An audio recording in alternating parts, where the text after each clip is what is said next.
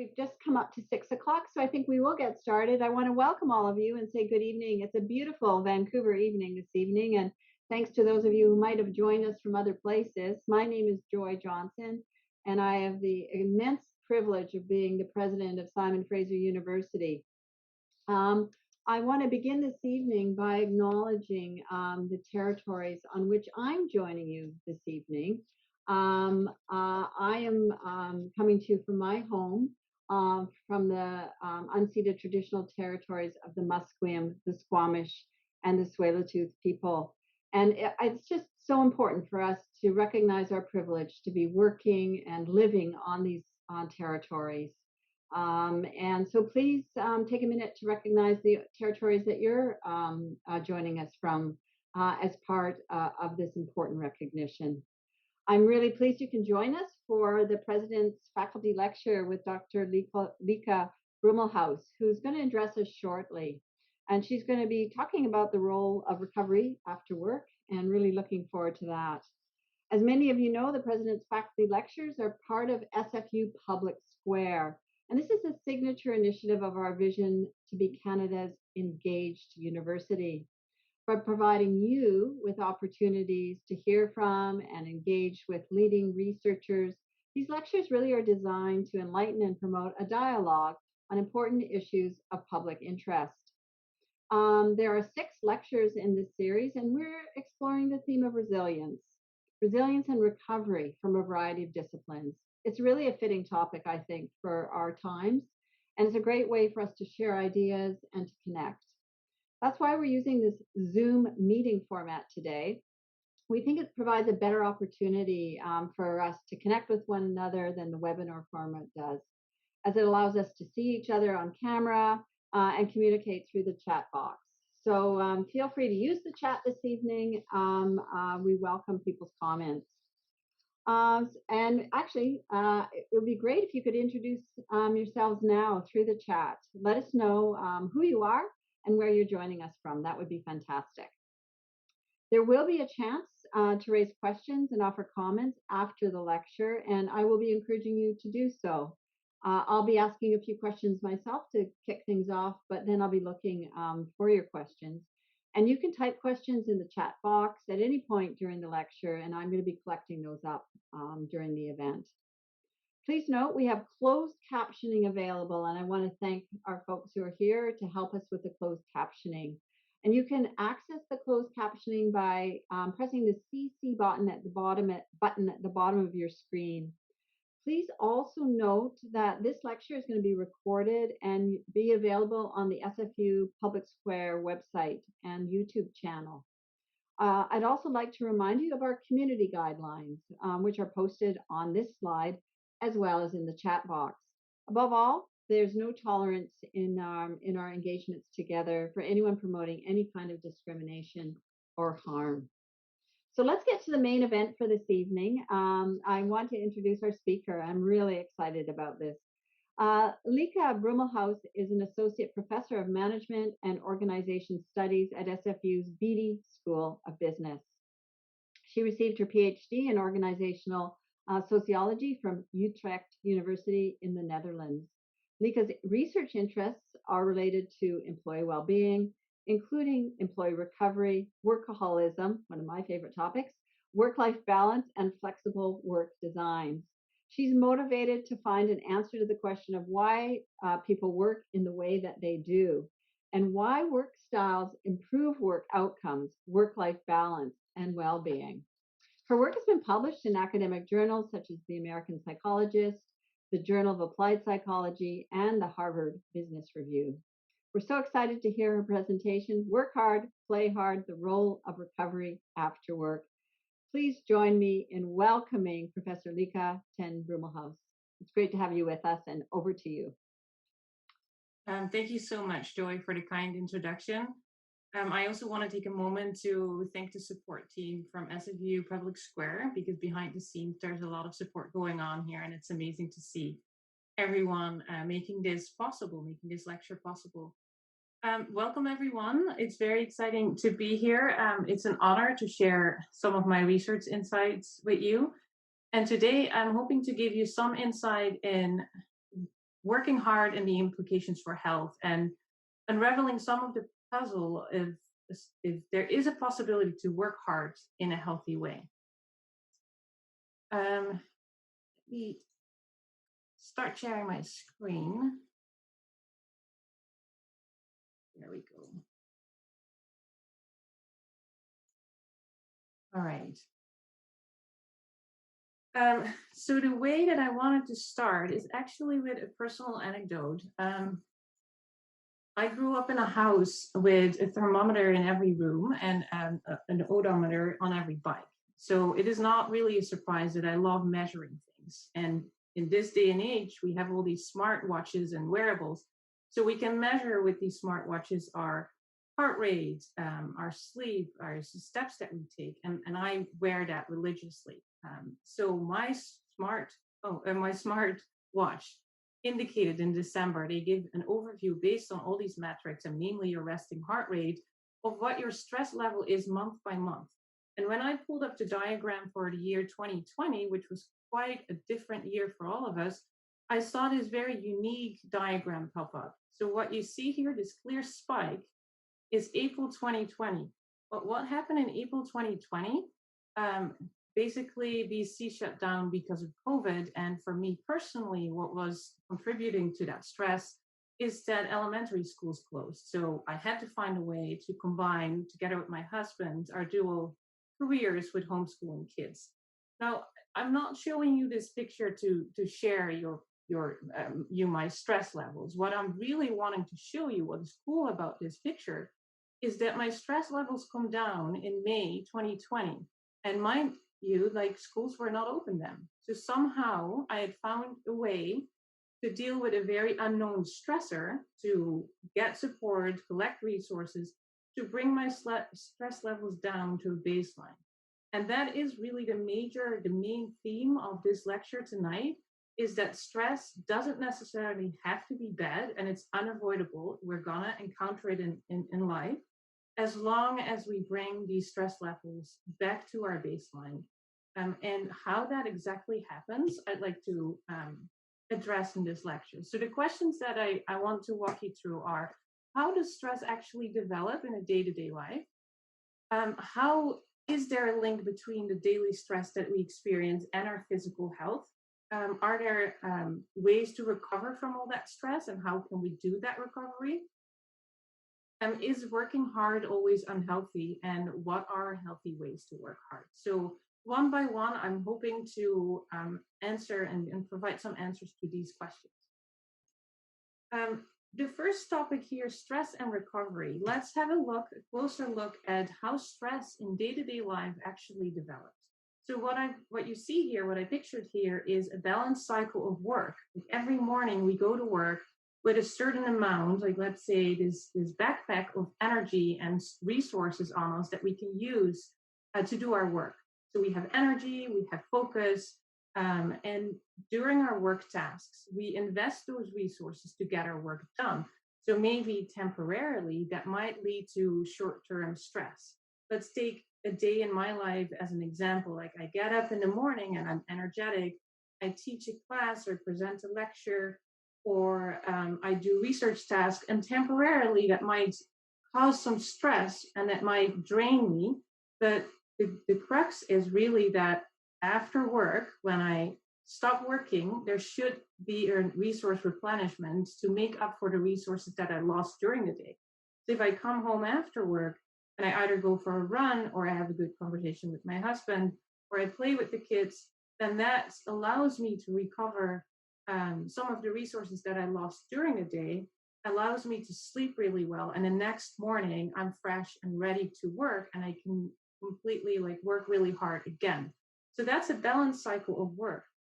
Now imagine, and so what you see here is that recovery aspect is really, really important to keep that balance. Now, imagine what happens if instead of doing something relaxing after work, I'm actually going to open my laptop again and do an additional research task. At that point, I'm not replenishing my resources that I lost. Instead, I'm actually draining it even further. So I'm tired at night. I might still be thinking about work. I'm still ruminating about all the things that I still need to do next day, not sleeping very well. So the next morning I get up tired. And starting the workday in a tired way sets you up for failure, and you're not going to be as efficient and effective in your work tasks, which leads to the accumulation in a way of your tasks because you're not getting them done as fast. So at that point, you're not only experiencing short-term stress, but this work piles up because you're too tired to deal with it. And you're not taking the time after work to actually rest and recover. So this is an onward cycle that in the end can lead to a burnout where you kind of don't see the end anymore between work piling up and you don't know where you have the time to ever deal with all this while your resources are completely drained. So from this story, we know that recovery is really, really important. So let's have a closer look at recovery and how we can effectively recover after a long day of work. So the recovery literature usually differentiates between 3 steps in the recovery process. So first of all, we need to make sure that our work demands stop or that our work stops. Now, this might sound silly because, of course, you can't recover if you're still doing work. But what I mean by stopping work demands is any related activity that come very close to what you do during the workday. So if you're an accountant, for instance, doing your personal taxes at night is very closely related to what you do during the day. So you really need to come up with activities that don't use the same resources as you use during the day. It might also mean that if your job is to talk all day to patients or teach lectures, that you don't want to actually talk to friends all night because you've been doing all that social interaction all day already. So step 2, once you've made sure that you're not draining any resources any further, is to replenish lost resources. So this can be done in a very passive way, which means you basically switch on the television or do yoga or pick up a book. And by doing that, you allow the energy like slowly to get back. But you can also, and this is the 3rd step, actually add new resources to that backpack that was drained during the day. And by learning new things or doing exciting new activities. And these activities such as learning a new language or going out for a challenging mountain bike or hiking trip, that really allows you to like learn new skills, but also like feel very fulfilled and confident about yourself. So that is also really adding new resources. Some insights from recovery research. So in general, recovery research differentiates between 4 different activities that you could do after work. There are the social activities, which is catching up with friends or talking to your partner. Physical activities and such as going for a run or a walk. Then there are those activities that really teach you new skills, so you gain new skills from them, such as learning a new language or playing an instrument. And then there are the relaxing activities, such as reading and watching television. Now, I've done research on which of those are most effective, and the answer is actually really simple, so maybe not that surprising, is that the activities that you enjoy most are most effective. So if you really dislike running, even though running can be great for a host of other health benefits, it might not necessarily help you recover after work. So maybe doing something else like a light activity, a walk, or watching a movie could even be better. So really enjoying the activity is important. And as I alluded to earlier, it is really important that you pick something that is completely different from your work. And this is true. This is particularly true because it helps you to switch off from your work and really detach and not think about work for a while. Now, I've been doing research on stress and recovery for almost 15 years now, and we know so much from the recovery research on how beneficial it is to really switch off after work, and yet there's still so many employees who experience stress or burnout, and we know so many people who we would qualify as workaholics because they can't close their laptop and they keep working all the time. So during this process of doing the research, I started to realize that I needed to look in a different angle. Like it wasn't only about showing how good recovery was. I also wanted to unravel like what is making those people work so long so that they don't recover, even though they might actually know that recovery is good for them. So I started to look into the reasons why people work really long hours, and maybe even develop this addictive mentality towards work. And that interest started especially when I moved to the US, like years ago now. When I started to notice this difference in mentality, where people really took pride in working long hours. It was cool to say that you're still at work on a Friday night at 9 p.m. And when I asked people about their weekends, they basically looked very strange at me because they had just been doing work. And the difference is not only my personal experience, you can see the difference in work mentality between countries if you look at statistics. So what we see here is the average weekly hours that people put in Canada, the US, and the Netherlands. And interestingly, in the Netherlands, people work on average 30 hours per week. In Canada, we hit about 35, and in the US, it's even 2 hours more, 37. So if you look at the difference between the Netherlands and Canada, that's 5 hours. That's more than half a day. So you could ask yourself, like, what would you do if you suddenly had 5 hours extra available every week to do whatever you wanted to do? But again, these numbers really underscore that the work mentality and the norm in North America is that working hard is good and that we take pride in working really hard. And when I realized that, I was really intrigued by why people were doing that partially, but also like, can this be healthy? Like, what is going to be the effect on health if people work so many hours every week? A few developments recently don't really make this any better. The working long hours is one part of the story, but the other part is that lots of employees these days are working from home. And this was already before COVID. Of course, many of us are currently working from home, but even before COVID, many more employees were starting to work from home, and they would not really know what to do with that privilege in a way. And because they felt so grateful towards the company that they could work from home, they would actually put in more hours to also show to their manager, we're still here and we're really taking this serious and we're working really hard. Then added to that, all the technology developments, such as the use of smartphones and laptops that basically keep us connected to work 24/7. We can answer our email while we're having dinner with our family if that's what we wanted. So all these developments keep us connected to work and make us really think about work all the time if we don't take measures to draw like a clear line between work and non-work.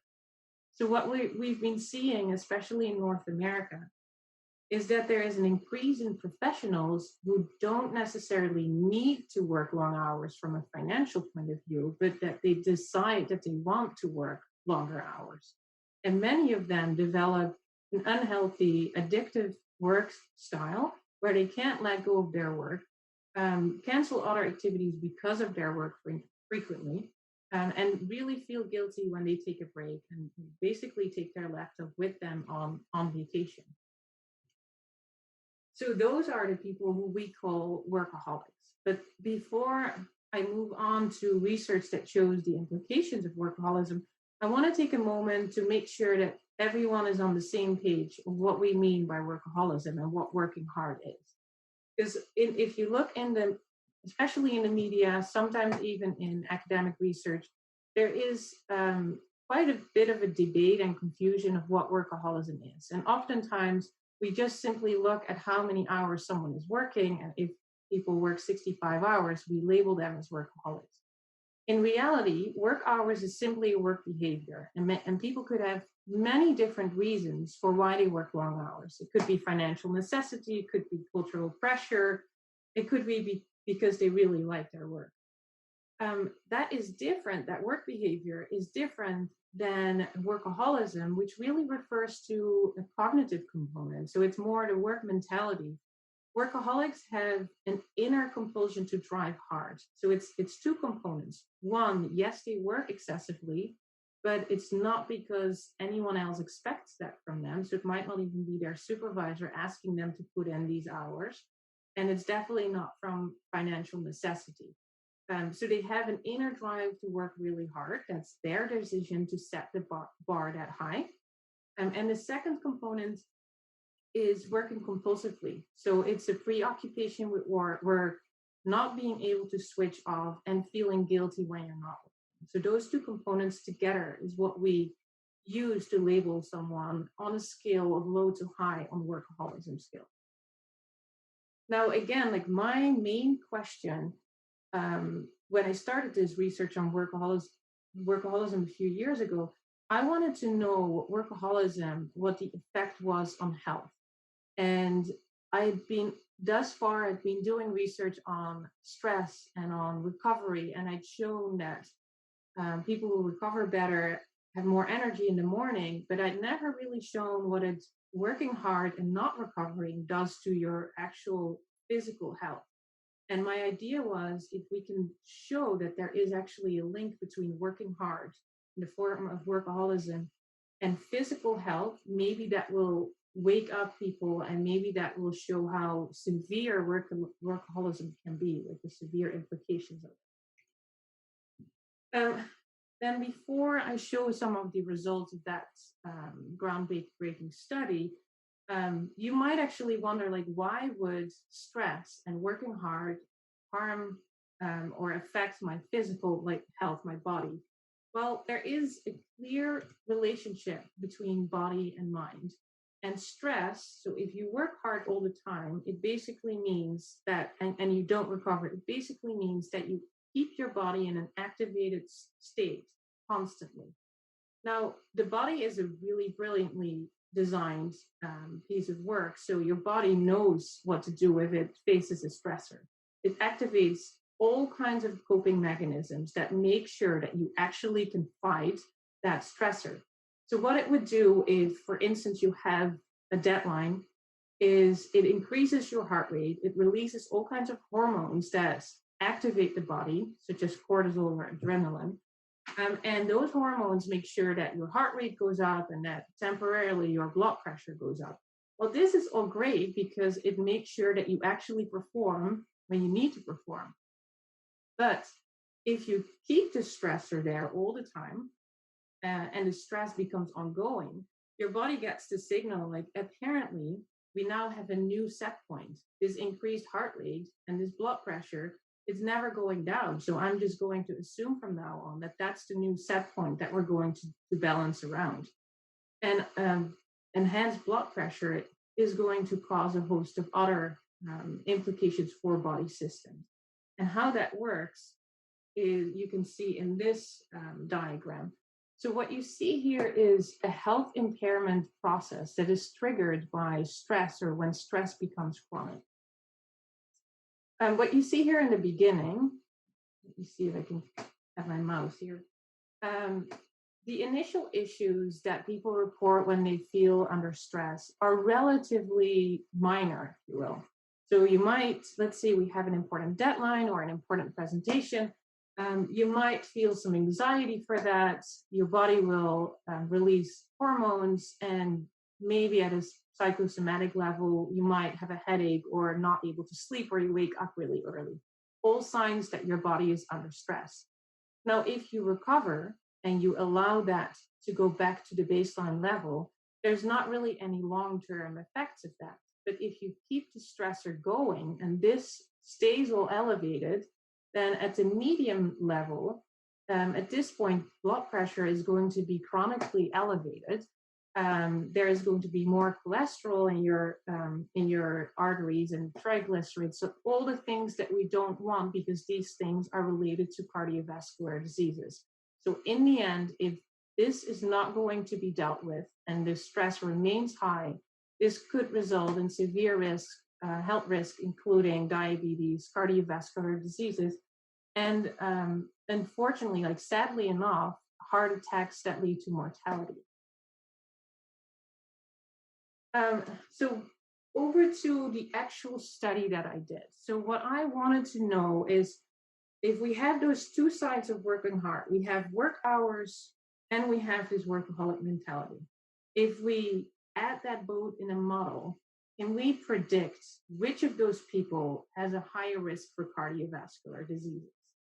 So I teamed up with an organization in the Netherlands, a consulting company that does a biannual health screening among employees. So these employees would go to um, basically to an assessment where all the health indicators were drawn that are indicative of what we call metabolic syndrome. So what these things are here, these health indicators, so being overweight, elevated blood pressure, low levels of the good version of cholesterol, so HDL is the good version of cholesterol, the good variant of cholesterol, elevated triglycerides and high glucose levels.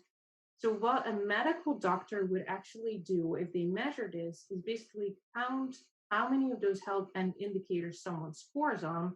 And the more indicators are present, the higher your risk is to develop cardiovascular diseases or diabetes in the future. So together, these health indicators we call risk for metabolic syndrome, which is an overarching term for the diseases that we don't want, the cardiovascular diseases and diabetes.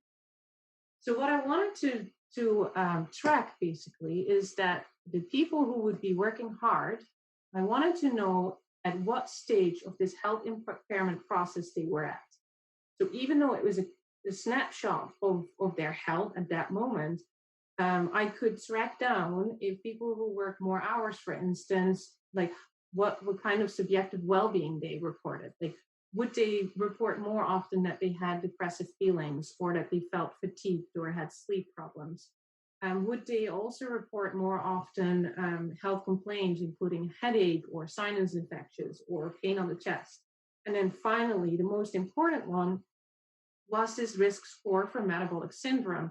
If we compare people who work really long hours versus people who work less hours, do we see a difference in this risk for metabolic syndrome? So here are some of the results. First of all, we added the work hours that people put in, and we included in our model the workaholism, like the score on a workaholism scale that people had. So the tendency to have this inner compulsive drive to work hard.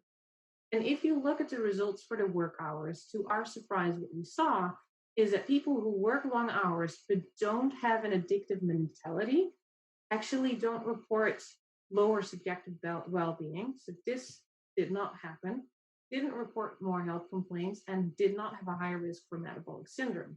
So we had not expected that. And in fact, the employees working the longer hours had fewer depressive feelings and less sleep problems.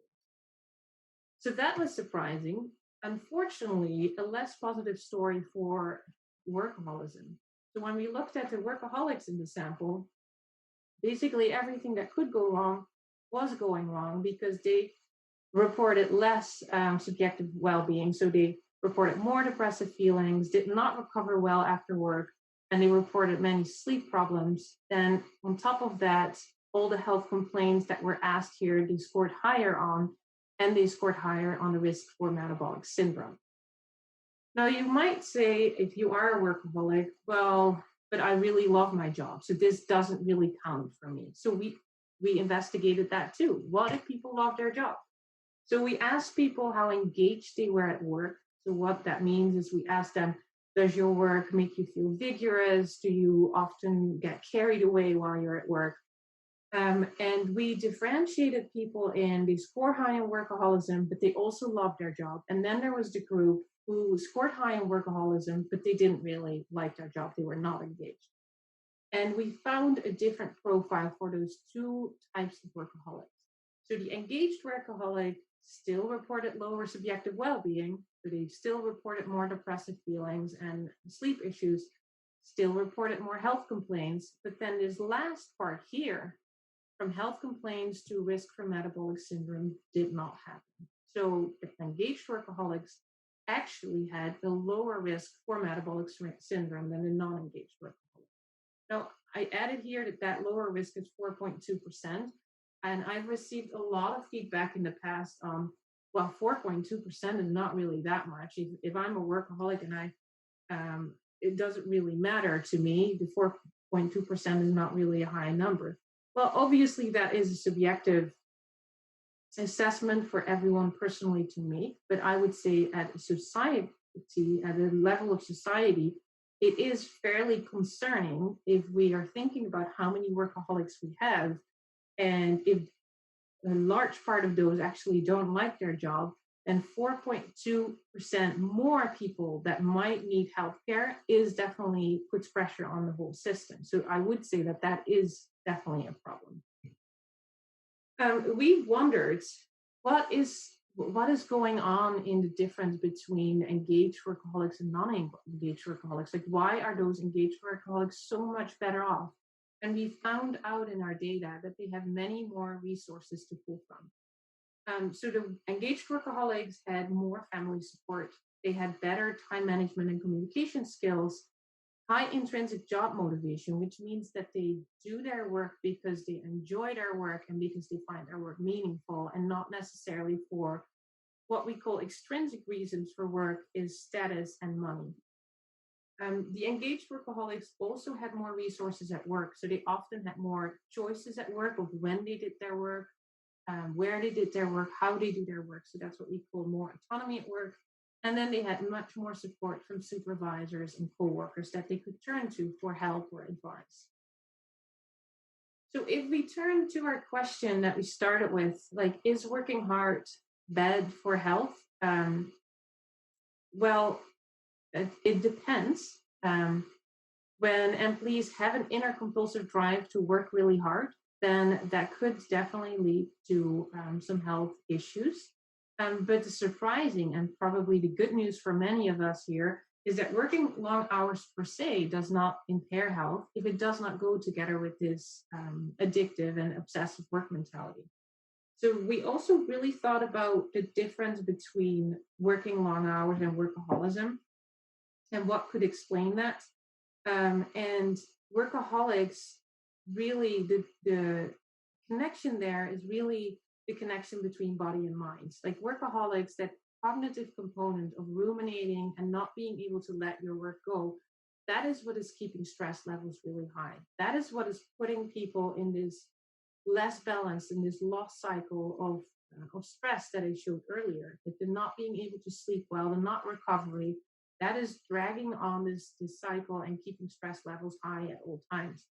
The employees who work long hours might actually simply feel fulfilled after a long workday, close the door of their office or like switch off, and then move over to their non-work domain, have a rewarding time in there, and then they sleep well and recover well, and they can do the long workday again the next day. So the difference really is between like what is happening in your mind and whether you're cognitively able to disconnect from work or not. We also saw that loving your job really matters. When employees enjoyed their work, we saw that they collected more resources to deal with tasks. They might have been seeking help to prevent severe health risks. So it's entirely possible that people who know, like, I used to love my job, but currently it's giving me a headache. What can I do to change that? Because I want to go back to that state where I was when I just truly enjoyed my work. So these people might actually seek help when they start to notice that their work is causing them actual health issues. And by intervening early, they might prevent that stress is dragging on in such a dangerous way that it could put severe risks, such as the risk for metabolic syndrome. The other part that we found was that the engaged workaholics actually had lower risk for metabolic syndrome. And initially that was puzzling. And here's a speculation of what we think is going on and what I'm currently working on in my research to find out if that is actually going on. What we think is that workaholics who are engaged have a very optimistic view of their task and view work as a challenge. So when they have an important deadline, they find that as like they see it as a challenge and something that they can score on, that they can do well. So by dealing temporarily with a very stressful task, but then succeeding in it, you grow and you learn, and the next time you can do that same task actually even quicker. So it's almost like working out in a gym. Initially, if you're trying to build muscles, you will have muscle ache, but in the long term, you will grow stronger. So that's what we're expecting, that's happening with people who really truly enjoyed our work, with our workaholics. The workaholics who did not really enjoy their work, um, we expect, and my idea around that is that they actually see work often as a threat. So often there is a lot of anxiety around, I have to give this presentation, or I have to meet this deadline. What if it goes wrong? Like there's a lot of negative thinking around it, and that is what's causing like worse and destructive forms of stress. But again, like stay tuned. That is something that I do have data on, and it seems to look promising, but I can't really confirm yet if that is actually what is happening. And then, so overall, the engaged workaholics seem to be using resources to prevent initial health complaints from developing into severe health risk. What I do want to note here, this is an important disclaimer, is that the engaged workaholics still went to basically almost the second stage of that health impairment process. So they still reported depressive feelings. They still reported above average sleep issues and health complaints, like the psychosomatic health complaints, such as headaches. What they did not experience is a high risk for metabolic syndrome. But obviously, you might want to consider, what is the life that I want to live? Like, what is the quality of life that I'm aiming for? And maybe even having headaches all the time because of my work is not acceptable, right? That is a consideration everyone would make for themselves. Also, two disclaimers, because our research on workaholism has been picked up quite a bit, not only by the media but also by colleagues in the field, who had a few comments on like what is the scope of what part of employees is this valid for. So an important disclaimer to make is that our study was done in the Netherlands, which is a developed, relatively wealthy country, where the people that we have in our study had some options in choosing how many hours they wanted to work, and they worked in really good working conditions, like relatively good. So we don't know if these findings apply to people who have to work have to work double shift because they need to make ends work and financially. We don't know if this works in the same way if people are working in bad conditions. So we're not talking about people in bad work conditions who have to work long hours. The second important disclaimer is that our sample only included participants who worked as much as 65 hours per week. And so the question is, what happens if you work 80 hours per week? Can you still detach, and can this still be work healthy? And that is questionable. Like, I would think that if you work 80 hours a week, it becomes very difficult to still effectively detach from work and engage in recovery activities, which is what is so important to maintain a healthy lifestyle and to maintain health. So we don't know that. We don't know what happens after the 65 work hours. Then I'd like to end with a few practical tips of how to work hard, but at the same time to stay healthy. First of all, it is really crucial to find out why someone else or why you as yourself worked hard. So you might know a workaholic, you might think of yourself as a workaholic or have a colleague who's a workaholic. At that point, it becomes really important to find out, is this actually a workaholic that we're dealing with, in the sense that they have an inner compulsive drive and they really can't let go of work? Or is this someone who simply really enjoys work, works long hours, but after that switches off? So that is important because it has different implications for health. Because a true passion for work might offer some protection against health impairment. So what would be healthy reasons to work hard? Truly enjoying your work, or like while you're working, that you could get completely carried away and then absorbed in what you're doing. Finding your work very meaningful. So this is what we call intrinsic motivation for work, can relieve some of the health risks of being a workaholic. And then finally, the people who might enjoy their work or might just feel relatively neutral about work, but see it as what it is. We work, then we move over to our next domain, and there's a clear separation between work and family life. So those people who can very easily switch off, those are the people who have a healthy work style as well. When should we become concerned? So when is work actually working hard or a health risk? Um, I've shown in the studies that the early onset of stress or chronic stress is that you don't sleep well. You actually feel down a lot about work. You ruminate about work a lot, and those are red flags that you should take seriously. Because if we don't intervene in this health impairment process early on, it might actually trickle down to some very serious health implications. So if your work is causing depressive feelings, constant rumination, and sleep problems, then there is a moment to reflect on how you could do things differently. If we think about if we look at individual risks, like which particular people are at lower risk for developing like severe health issues, those are the people who are very proactive, reflect often on how they can do their work and how they can make their task manageable. So those are the people who ask for more support from colleagues, who ask for flexible work times.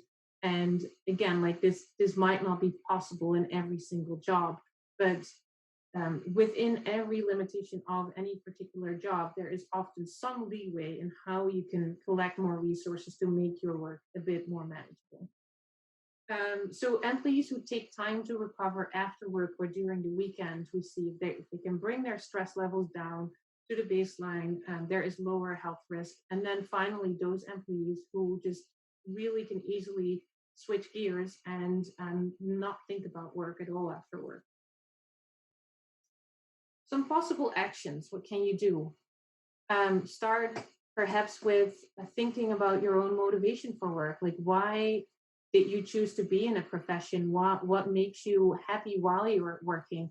And while doing that reflection, it'd be very helpful to move, if possible, away from working only for extrinsic rewards, such as status or money, but really thinking about the meaning that work could have or what you enjoy about your work. And if possible, to do more of the things in work that you actually enjoy and to outsource more of the things that give you a headache. And of course, that is not always possible. Not everyone has the leeway or the autonomy to make those kind of decisions. And in very extreme forms, it might actually be necessary to think about a career switch if that's possible. Some notes about how to detach and how to recover. It might be helpful to set very clear boundaries between work and home. When is enough enough? Like what do you expect from yourself in a day? Like is your work day 8 hours or 10 hours? It's a personal decision. It's also a decision partially that the organization you work for might have an influence on. But at some point, you need to stick to your own rules that you make, right? If you've said to yourself, if I work 10 hours a day, then that's enough, then that's when the workday ends. Think about activities after work that you can do, relaxation, social time with friends, or exercise. The other part is the offline time during work. So even while you're at work, can you focus on a task without interruption? And what I often hear is that people work in the evenings because they had so many meetings during the day that they didn't get their actual work done. This is a very common problem, and it could be helpful, maybe even at an organizational level, to think about ways where we can give employees an hour or 2 hours of dedicated work where they can actually get their tasks done without interruptions. And then think about breaks during work. So walks during lunchtime or eating away from the desk. It's so important to even like get some of the resources back while you're still in the workday. Some final practical tips. I'd like to observe my own work behavior a lot. I'd like to understand personally how I can keep working hard in a healthy way. So what I often do is I view myself as a machine that I need to take care of for it to keep running in the long term, right? And to keep running effectively in the long term. And how I do that is by asking myself questions of what activities give me energy? What can I do after work to completely forget about work? And for yourself, you can ask those questions as well. Like, which activities do you usually do? Is that really the activities that give you energy? Or switch them up and try something else and experiment with that. Um, Engage in activities after work, like recovery activities, especially when you're busy, because that's when you need it most. And I know from personal experience how tempting it is to say, well, today I can't go on that run because I really need to fix this and finish this and this task. Well, maybe that's exactly when you need to go on that run. Because when you come back, you'll do the task in triple the time because you're feel more energized and recharged. Think about a time during the day that you're most effective. Are you a morning person or are you more of an evening person? And if you found that sweet spot of where you're very efficient, try to plan no meetings there because that's when you get the work done. Reflect on how your sleep is affected by working in the evening, if you need to work in the evening. Are you a person that just closes their laptop at 11 and immediately is able to fall asleep? Well, great. But most people actually need at least 2 hours between their work and going to bed to actually help, like in a healthy manner, an effective manner to unwind from the workday. How productive are you on a Monday when you take the whole weekend off? Like this might sound like strange to some people to not work in the weekend at all, but try that. If you think that you can't do without working in a weekend, try that for a change and ex- experiment with if you actually feel more energetic on Monday and if you get more things done. What happens if you go for a walk when you can't focus anymore? I personally do this a lot when towards 4 p.m., if I notice that I'm really not focusing anymore, like, is it not better to just go for a walk or a run and do the task in double the time, in less than half of the time the next morning? And then the final one for getting things done effectively and making the time to recover after is to shut down email or leave your phone in another room when you really need to focus on a task. The final message that I have for you, the takeaway message, is that human beings overall are super resilient and and we can really deal with a lot of stress. But we should not really push our luck and push our boundaries constantly. So I would encourage you to compare yourself to a hardworking machine, like a computer or a car. And if you want this machine to keep working hard for a long time, you need to take care of it. And it's no different with human beings. So with that, I open the conversation for questions. Well, thank you very, very much, Professor. I'm going to get you to stop sharing your screen. That's fantastic. Thank you. What a wonderful lecture. Really, there's so much going through my mind in terms of thinking about myself as a machine. So thank you for that. But also your practical tips for all of us, I think, there are many, many things that we can take to heart. And I've seen in the chat already lots of questions, but let me just begin with a few myself and then we'll jump in. And I'm going to do a few things for questions tonight. I can read some of the ones that are coming up, so let folks know I'm happy to do that. But also, if you want to put your hand up, you can do that as well. And to do that, you can put your hand up in the reactions section. And there's a little raise hand there, and I'll come to you and you can ask your question directly. Otherwise, I'll be looking to the chat to be posing these questions. So first of all, let me just ask a question about trying to understand a little bit more about workaholism. And you talked about this specifically as this kind of compulsive mindset. And I'm just wanting to help us kind of reflect on this ourselves a little bit more. Can you give me some ideas about how you actually measure this, or what kind of questions do you ask to kind of get at whether someone might have this mindset? Just to really help us understand that a little bit better. For sure, that's a great question. So we have a 10-item scale. So there's 10 questions that we ask people to rate how much that applies to them. And then the sample item is I tend to work. I tend to still be at work when my coworkers have called it quits. So you're doing more than is expected in the workplace. That is kind of indicative of that. Um, I usually do two or three things at the same time. So I'm eating lunch or writing a memo while I'm on a phone call. Um, Other items are I feel guilty when I'm not at work.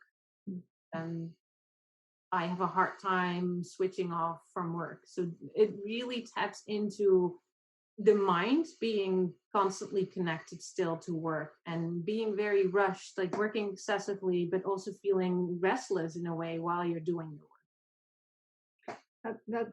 That's very helpful. Just kind of to wrap my head around what those indicators might be. work. So, would you compare workaholism to other forms of addiction? Is it a similar kind of model that one thinks about? Yeah, it's definitely when the term workaholism was coined, that was definitely the intention to compare it to a real addiction. If you look up the characteristics of a real addiction, like two key characteristics stand out, and it's like you're engaging in the behavior, and while you don't have any control over it anymore. So it's almost like someone outside of yourself is forcing you to do it, and you can't stop it. So it's again opening your laptop on a Saturday morning, and you kind of can't help doing that, engaging in that behavior. The second characteristic of an addiction is that you engage in the behavior willingly and knowingly, even though you know that it might have unhealth like um, disadvantages implications for others or for yourself. Now, with workaholics, we know from research that workaholism really affects the family around the workaholic as well. Like a lot of divorces are actually caused by workaholism. Um, Unhealthy or not rewarding relationships with children are part of it as well. So we see a lot of impaired relationship of like severe workaholics with their family members. So their behavior is negatively impacting those around them. And then because of the health implications that workaholism also can have is a workaholic would still continuing to work even though they know that they have a headache and they know that it's bad for them, right? So in that sense, like with those three examples, yes, the severe forms of workaholism you can actually compare to an addiction. Interesting. We're all working. Here I am working at home. We're all working at home a lot more, and I'm just wondering if you have some thoughts on the ways in which moving our work home and feeling. I mean, for me at least, there's a lot of blending of my work into my whole life. I'm just wondering if you think people are experiencing more ill effects because of that, more stress because of that now, or if you could comment on the effects of more work at home and with children present and all of that Mhm. with the pandemic. If you have any thoughts Yeah, about that. yeah. As you mentioned, like it is challenging because the domains are now so physically blended. Your off my office, frankly, my office is in my son's bedroom right now. So just to give you an example of how that is all meshed together, um, how does it affect stress? Like it is challenging because we need to now set different boundaries because we don't have the physical boundary anymore when we're driving to work. So we need to include maybe even our family members to explain like these are my work hours and these are my non-work hours. So when I'm not working, I'm actually really available for you. So that is a discussion that could happen even at the family level or couples level. Um, Other ways in which it's difficult, not only because we're working from home, but from due to COVID restrictions in general, is that a lot of activities that kept us from work are currently not always there anymore. Like the seeing friends or activities outside of the house. So often it is easier to then just open our laptop again and already do some work for the next day. So that's another pitfall that definitely is that we see with COVID. So there is, I think, with more awareness, like observing your own behavior and noticing that that's happening, that could already prevent some of it. So do you think, I'm kind of curious about workaholism. Do you think that there are certain work cultures that really predispose people, or Are there certain fields of work where we seem to see much more workaholism? Yeah, well, so this is a tricky field to be in a way because I've tried to make a differentiation between people who have a financial need to work long hours and not include those in my research. But there are also the cultural norms that play a really important role. So if we look at, for instance, countries like Japan, we know that at a cultural level, there is an incredible pressure for people to work really hard to provide for their family. It's almost like the duty of everyone to work really hard. And we see very sadly that there is a high like there's even a word for it in Japanese, karoshi, people who work themselves to death. And we see that there are a high number of people who literally die because they worked too many hours. So there is absolutely a cultural component going on there. And then if we're thinking about businesses, well, it probably doesn't surprise you that certain cultures, organizational cultures, are more prone to become a workaholic if you weren't already one. So I'm thinking about law firms. I'm thinking about um, like any domain, like any industry really, where people take pride in working long hours. Consulting is another example. Sometimes healthcare as well, actually. Yes, there's definitely differences between industries as well. Interesting. I'm going to come to some of the questions that have been posed. I see Carmen, you have your hand up. If you feel comfortable, love to have you ask your question. And if you'd like to put your, anyone asking question, if you feel comfortable putting your camera on, we'd love to see you as well. So Carmen, your question. Hi, to both. Thank you. I have put my question in the chat, and I think Lieke, she has answered some of the. My question was more related to the impact of the workaholic to a family who has small children and actually are coping, like they are coping daddy or mommy, and if both are workaholics, the impact on the children. So I'm very worried about that. But she had commented about how, what is happening. My question was about what to do about it. I mean, in the with families I work with, they are aware, but not the person who works too much. They say, "Well, this is my job, and take it or leave it." So my question to you would be, what to do? What can I say to this family? Thank you. So, so how I understand the question is like, if families are aware of the negative repercussions of the workaholic, but the workaholic isn't, what would you advise these family members to do, right? I think that at that point, it is almost like any other addiction or problem in families that is negatively affecting others, is dialogues, is conversations, and really making it very clear what implications, like what the consequences are on those family members. Like in the formulation of, if you do X, it makes me feel Y, right? So it could be, for instance, like if you keep working at 10 p.m. and never attending my soccer games, I feel very sad as a child, right? At some point, that if that doesn't hit the message home that someone needs to change, then very little will, right? Like, so open conversations about how it affects others is probably the starting point that I would advise. Thank you. That's very helpful. Here's a question from Faiza. I believe the definition of socially accepted levels of working that is used to define workaholism is a bit blurred in certain sectors. And the suggestion is it's blurred in academia. This is interesting. We have a tendency to glorify or normalize very long work weeks, 70 to 80-hour work weeks. It can be confusing, especially for junior faculty, to distinguish healthy working habits than the insufficient performance. Maybe we're just engaged workaholics.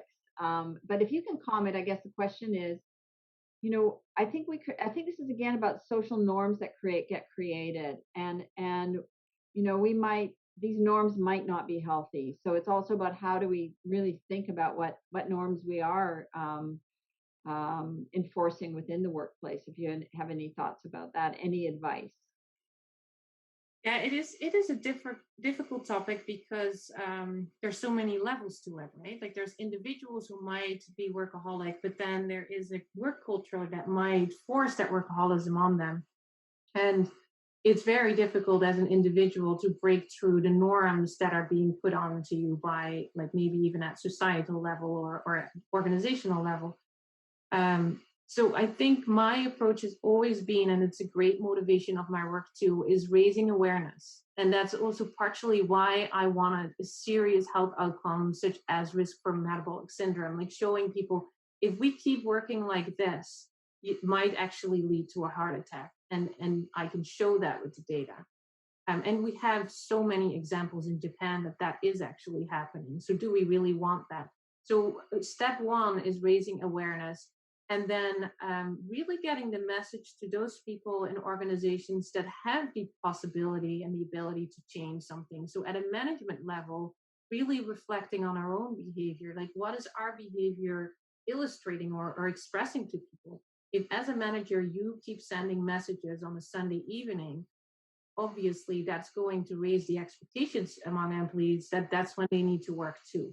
So also their communication is really key, that organizations have very explicit norms, like this is what we expect from you. You need to be, I'm just giving an example, online or reachable on Monday to Friday, 9 to 5. And beyond that, we don't expect you to be online. Or it could be something else that is required for that particular business. But there should actually be almost like a code, like a policy that people know, like what is expected of me and when can I actually switch off. Interesting. Yeah, I do think it's really important for an organization to think about the norms and how to help people set some of those boundaries. That's fantastic. Here's a question from Sarah, and it's about, and because you talked a little bit, this is interesting to me because you talked about the need to replenish. But what do you do if you're also stressed out in terms of caring for your own kids? The stress of childcare can be also serious. Do these stresses compound one another? So the question is, what if going home and disconnecting from work then leads to stress in caring for children or family members with health issues? Like, how do we manage all of that? It's not simply that we can turn off, or is it just a different type of stress that we shouldn't be as concerned about?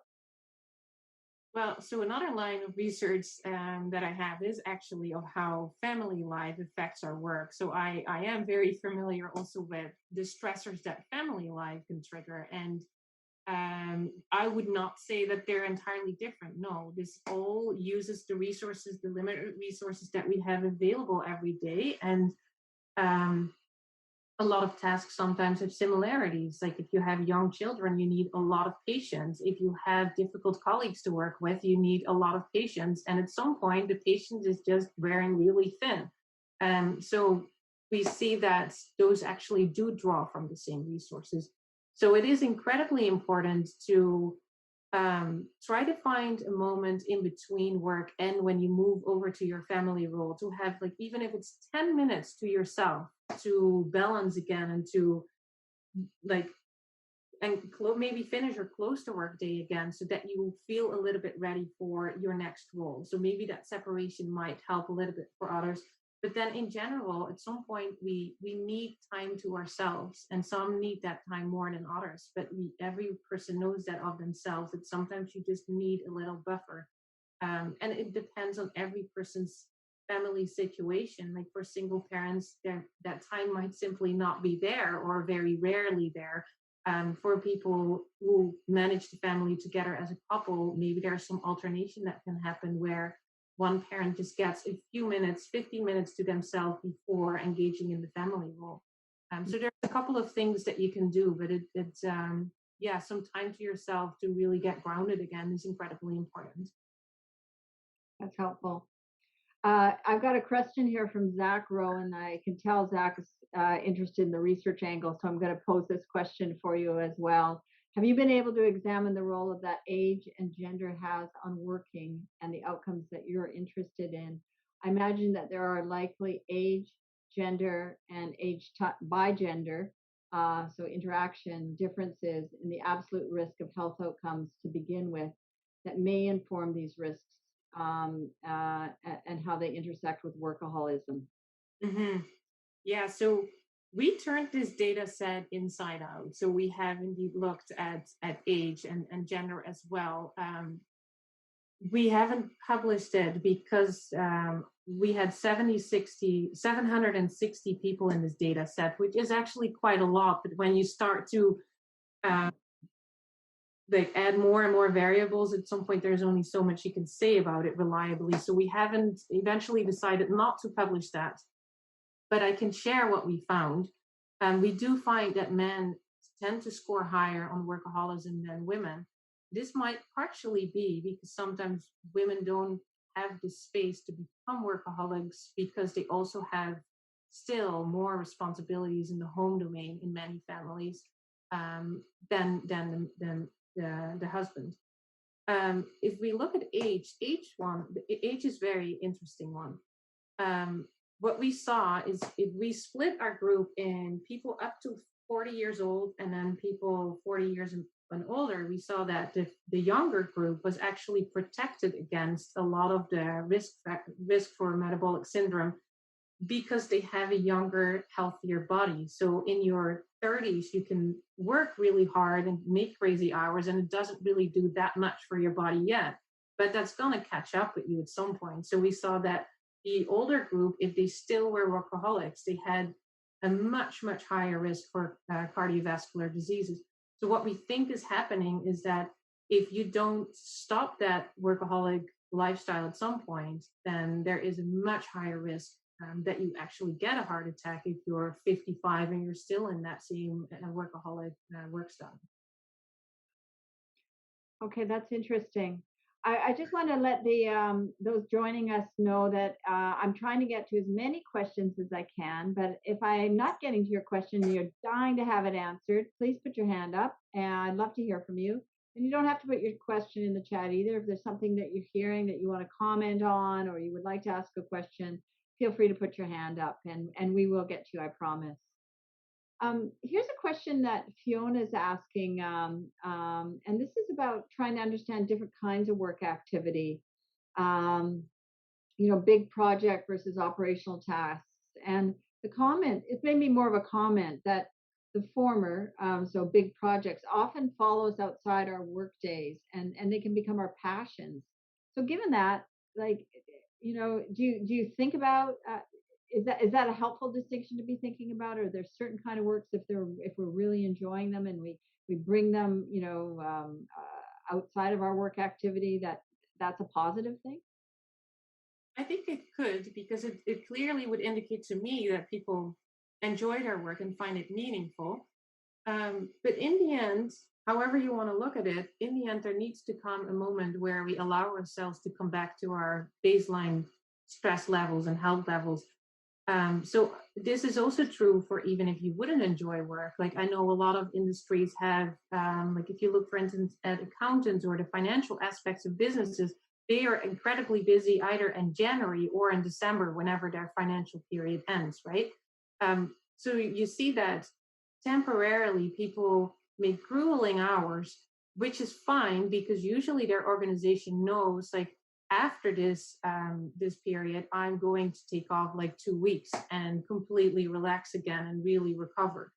So I think I could imagine that is the same for taking your work home in a way for outside projects because you really truly enjoy them. That's all great, but even for those people, there's only so many resources and time that you have. So at some point, there needs to come a moment where you actually switch off. Interesting.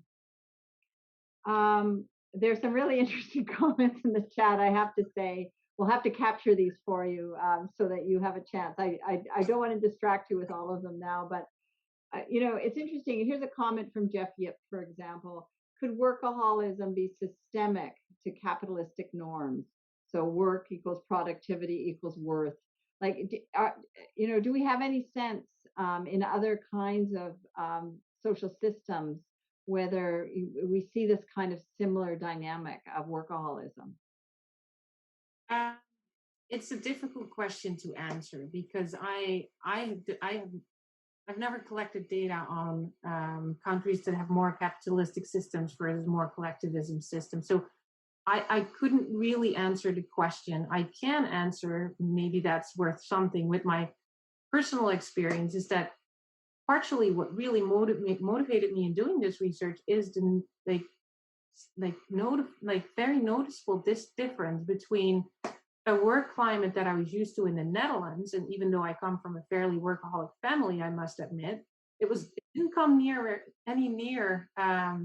to the workaholism I've seen in my time in Philadelphia. Like on the East Coast, it's obviously a much more workaholic mentality than like Vancouver might not even be the best example, right? Because we have a relatively good work-life balance here if you compare it to Toronto, for instance.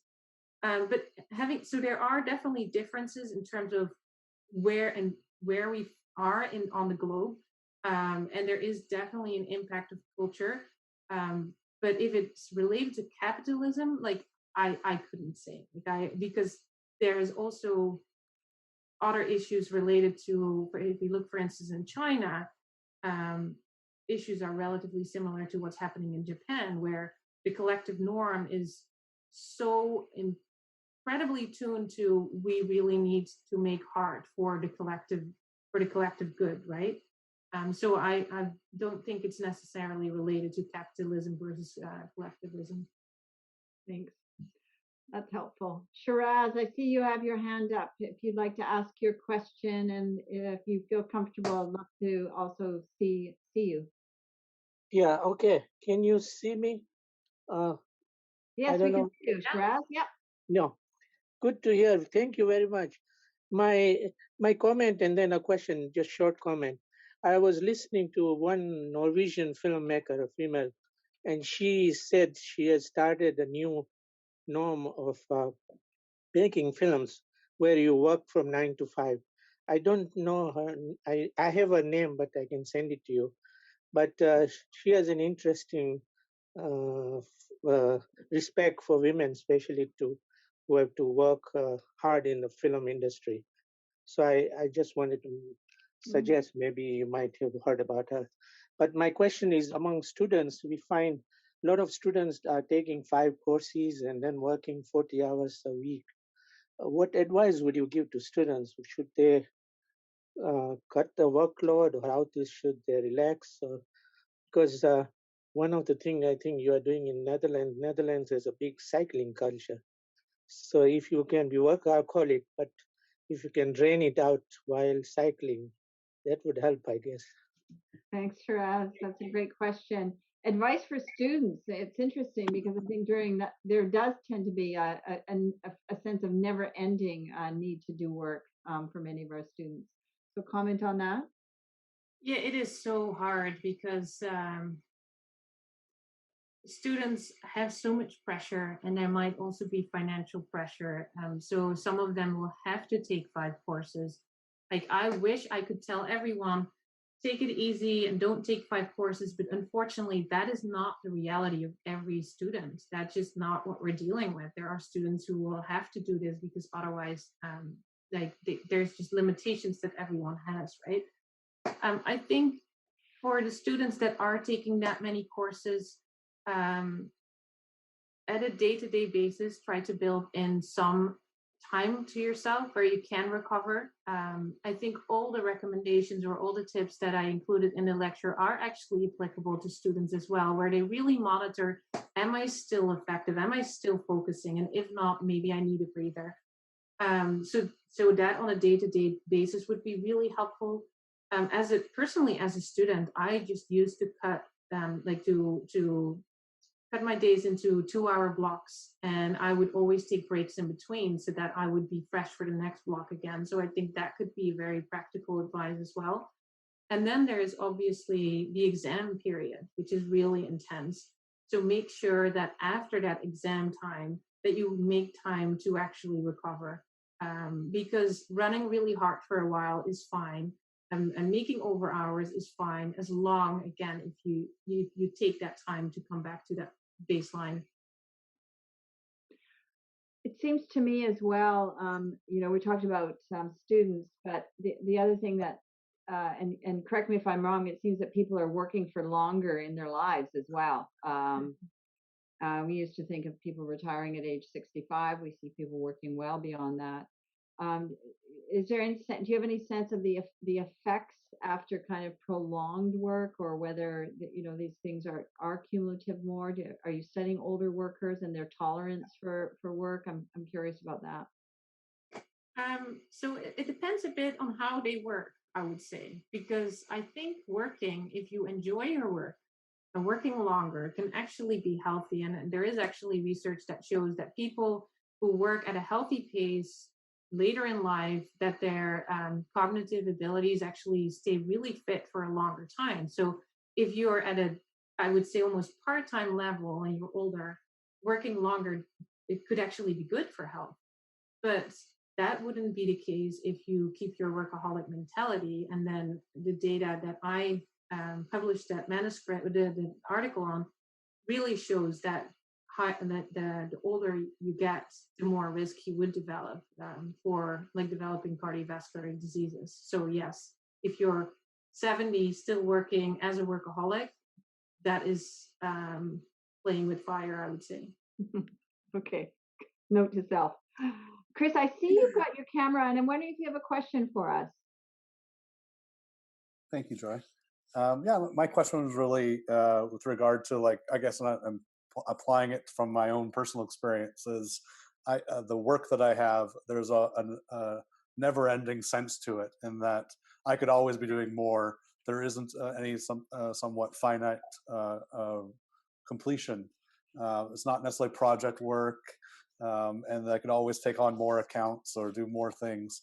I just wondered how you would relate that or compare somebody with workaholism in a career where they can kind of, I'm a bus driver and I leave it at work at the end of the day. I come home and I can completely separate myself from that, and maybe just comment on that. Yeah, thank you for the question. I can personally very much relate to that as well. Like, my work is never done either. I can always write another article or do something else with my data. And I think it really comes down to making the decision for yourself when the workday is done, and when you've asked enough from yourself.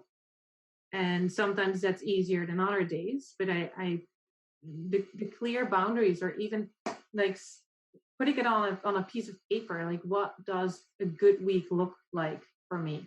When can I be satisfied with myself? I think the trick for a lot of workaholics is that they're also perfectionists, and that it's never enough. So making clear rules for yourself when enough is enough and when you allow yourself to relax can be helpful.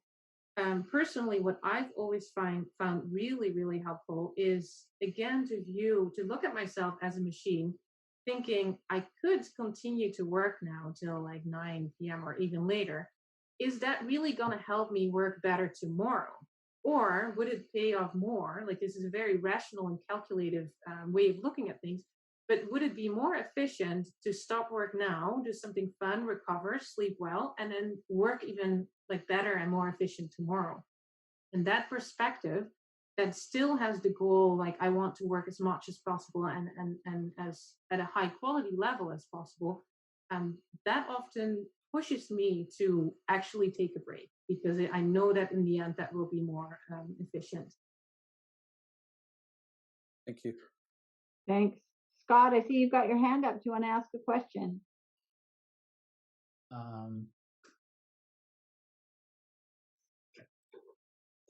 So it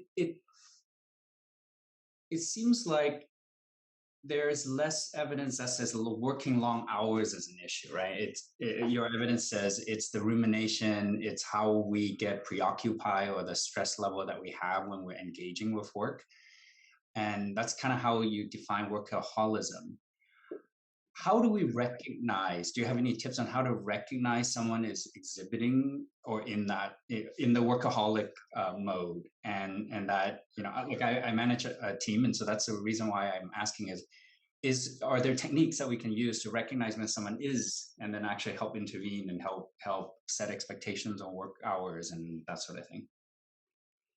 Yeah, thank you for bringing that up. That's a really important question, and that's actually one of the main goals that I had with this lecture today. Is partially being able to recognize what workaholism is, so that we can be more tuned to the harmful consequences, and maybe even prevent that. So ways to recognize a workaholic. I'm not sure if the behavior only would give you enough information, because there is some overlap, as you also mentioned. Like, workaholics usually work long hours, but the people who work long hours aren't necessarily workaholics, right? Mm. Most workaholics do work long hours. Then on top of that, it is an inability to relax in the evenings, and an inability to take vacation, and not being able to switch off while being on vacation. I think those are really clear indicators that someone is not relaxing or able to enjoy life outside of work, if they are not 100% sure that they're still attached to work, if that makes sense. So that detachment link is very important. I think in the end, a conversation with a team member could be most eye-opening. Asking someone how they approach their work, asking about the day, like when do you work, like how many hours do you work, and so I don't know if this is becoming too personal and if this is appropriate or not. But you could, if you have a very good rapport with someone, you could ask for, is work ever giving you headaches or sleep issues? Like, do you ruminate too much about work? Because that is a clear indicator, if that happens week after week, that something is that something is wrong, basically. Yeah. Let me ask you on an opinion on something. It's a little bit controversial. So, in software, you can actually collect data on when messages are sent, activities, work activity. You can kind of infer from activity how many messages were sent, or how many emails were sent, how many meetings they were in. And then you can kind of infer how long they were working, right? But there's a privacy aspect. There is a worry that it's not used for the benefit of the employee, as opposed to track. Do you have an opinion on that? I'm just curious. Well, there's some legal aspects to this that I couldn't necessarily answer. I know if you would work for a public organization, that you can't collect that data. If you work for a private organization, it might actually be legally possible. But again, like, I'm not a legal expert, so you would have to look into that. So what you're basically asking is, can we collect data of when people are sending messages, and how often, so that we know better when they're still working? Right? That's the question? Like, is that a good thing to do? Yes or no? Oh, sorry, you're on mute. So I think we definitely can. In fact, it's actually happening. I think it's more the should one from as a researcher into alcoholism. Is there a fine line there? Is there some guidance that you can think of around how to use data to detect workaholism and whatnot, like from a social good perspective? It's it always depends, but this one depends as well, because yes, if a company is really well-meaning and wants to know that because they're going to provide more support to this workaholism, yes, in theory that would be great. But what if it's going to be used to actually add to a performance evaluation, and employees are now going to be getting extra scores if they tend to be online more often? Then it would not be so great, right? So there's always a possibility for these technologies to fall in the hands of the wrong people, or people make the wrong use of them.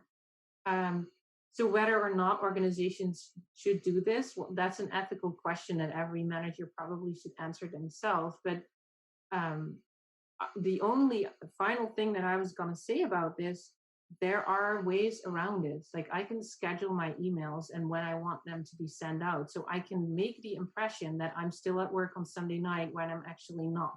So how useful it eventually is to track that is questionable, because employees are smart and they will find ways around it and they will work with the technology in the way that works for them.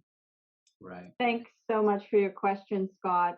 I'm very aware that we're winding down to the end of the half hour, and I don't want to overwork Professor Jen Brummelhuis this evening. I want to be very respectful of your time.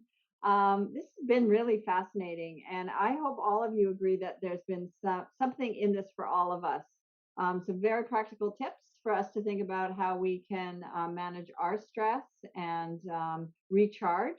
Some tips about our responsibilities as employers and think about what we might want to do if we're employers, family members, ways to think about our family members, and an important distinction that I learned about this evening between hours worked and then really how we think about our work, our rumination and this workaholism, a very interesting kind of important distinction that's been made.